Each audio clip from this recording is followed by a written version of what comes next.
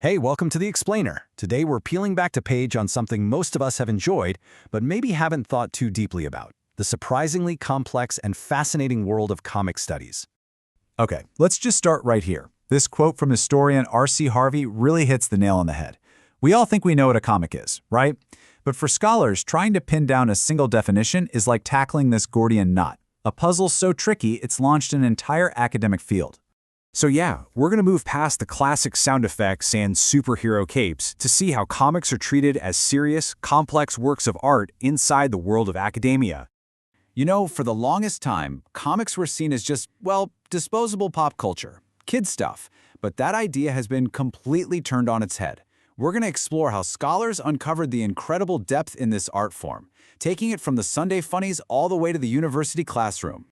So what do scholars in this field actually do? Well, it all kicks off with one huge, fundamental question that really drives so much of the debate in the research. And here's what's so cool about this. This formalizes everything.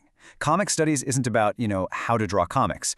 It's the critical, theoretical look at them as a totally unique art form, with its own history, its own philosophy, and its own ways of being analyzed. And right at the heart of the field is this great debate. What is a comic really? On one side, you have thinkers who say it's all about the mix of words and pictures working together. But on the other side, you have theorists who argue, no, it's the sequence that matters most, the way images flow from one to the next to create a story, sometimes without a single word. And these are just some of the heavy hitters who built the whole intellectual house.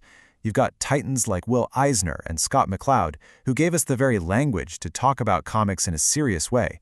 And over in Europe, scholars like Thierry Groenstein took ideas from thinkers like Roland Barthes to really dig into the deep grammar and language of the comic page. So how did this passion, what some people call comicphilia, go from just a fan hobby into a real, legitimate academic field with actual institutional support? This timeline really lays it all out. It didn't just happen overnight.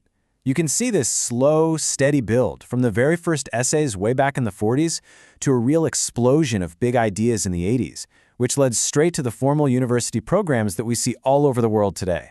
And we're not talking about just a few fun elective classes anymore. This is the whole shebang. We're talking dedicated university programs, scholarly societies where people can share their research, serious peer-reviewed journals, and huge international conferences. It is a fully fledged academic field. And this date, 2012, this is a huge one. This is when it really became official, you could say. In 2012, the University of Oregon created the first ever dedicated comics and cartoon studies minor in the United States, cementing its place as a true academic discipline. Okay, so the field is real, it's established, but so what? Why does any of this matter? What can we actually learn from studying comics that applies to the real world? Well, the answer comes down to this awesome concept, multimodality. Comics are an absolute masterclass in this. Just think about one comic panel. The text in the speech bubble says one thing, the character's facial expression says something else, and the jagged shape of the panel itself creates this feeling of anxiety. That's multimodality.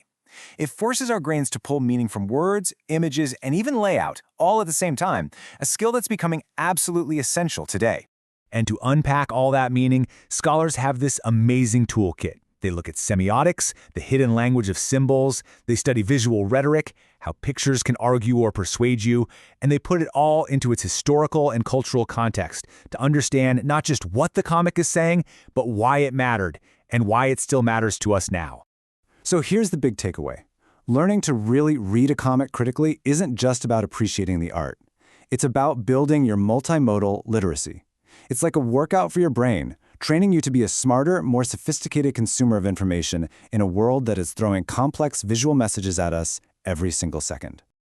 All right, let's wrap up by looking ahead, because technology is pushing the boundaries and writing a whole new chapter for comics and the people who study them. I mean, technology is completely transforming this space. Digital archives are saving fragile old comics for future generations. Webcomics are literally inventing new ways to tell stories on a screen. And powerful tools like AI and even VR aren't just changing how comics get made. They're giving researchers incredible new ways to analyze this amazing medium.